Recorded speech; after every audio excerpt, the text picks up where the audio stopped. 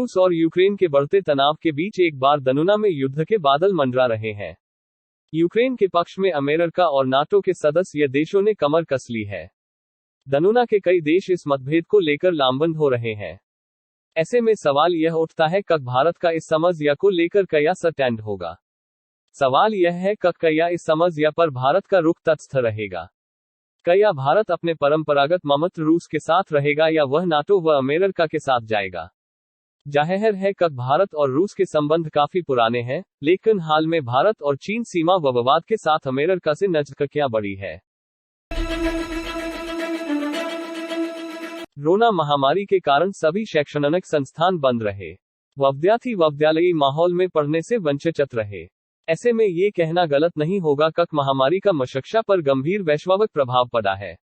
लेकिन इस बात पर भी ध्यान देने की जरूरत है कि भले ही स्कूल बंद थे, लेकिन बच्चों की पढ़ाई ऑनलाइन माध्यम से जारी थी। राज्य सरकार ने लॉकडाउन की घोषणा के बाद तत्काल पूरी शिक्षा व्यवस्था ऑनलाइन माध्यम से शुरू करने का प्रावधान किया।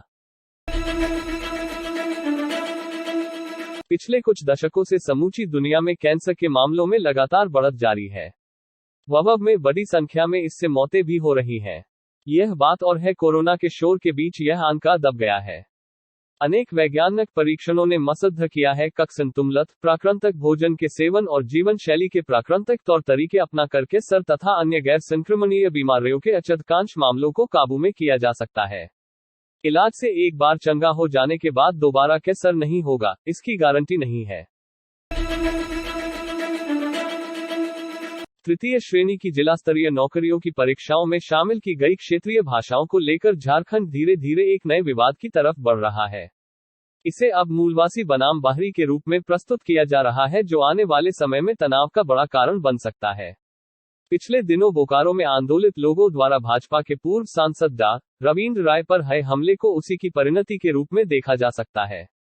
इस हमले के बाद जहां सत्तारूढ़ गठबंधन दलों और विपक्षी भाजपा के बीच तलवारें खींची हुई हैं, वहीं आजसू भी मुखर है। गलवान में घायल अपने सैनिक को इन खेलों का हिस्सा बनाने के चीन के फैसले को अमेरिका ने शर्मनाक करार दिया, बल्कि यह भी कि ऑस्ट्रेलियाई मीडिया ने यह रेखांकित कर उसे शर्मसार किया कि भारत के साथ हुई झड़प में चीनी सेना को भारी क्षति उठानी पड़ी थी।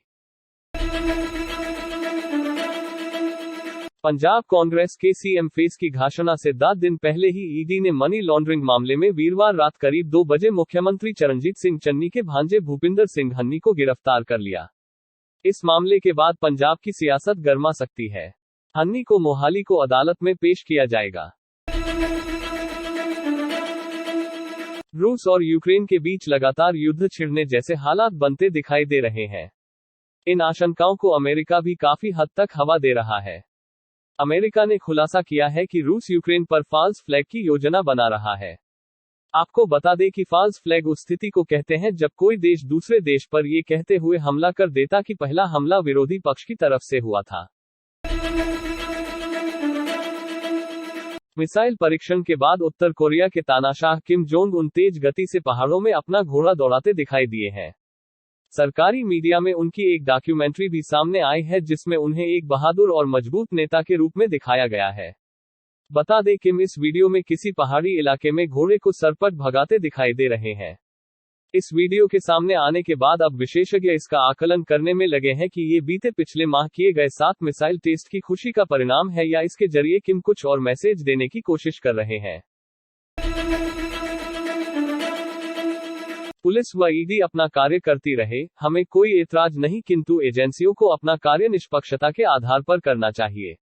इन विचारों का प्रगटावा विधानसभा हल्का भदौड़ आरक्षित से कांग्रेस के उम्मीदवार चरणजीत सिंह चन्नी ने मीडिया से बातचीत के दौरान बताया कि मैं आपके आगे झोली फैला रहा हूं, मुझे गोद ले लो, मुझे संभाल लो। चरणजीत सिंह चन्नी विधानसभा हल्का भदौड़ में पड़ते गांव काले के जनसभा को संबोधित कर रहे थे। बता दें उन्होंने कहा कि यदि 70 वर्षों में आपके हल्के सीवरेज, वाटर सप्लाई, अच्छी शिक्षा, बेहतर इलाज, अच्छी सड़कें बनी हैं तो मुझे वोट नहीं चाहिए, उन लोगों को अपना वोट दो जिन्होंने उन्हें यह सुविधाएं दी है।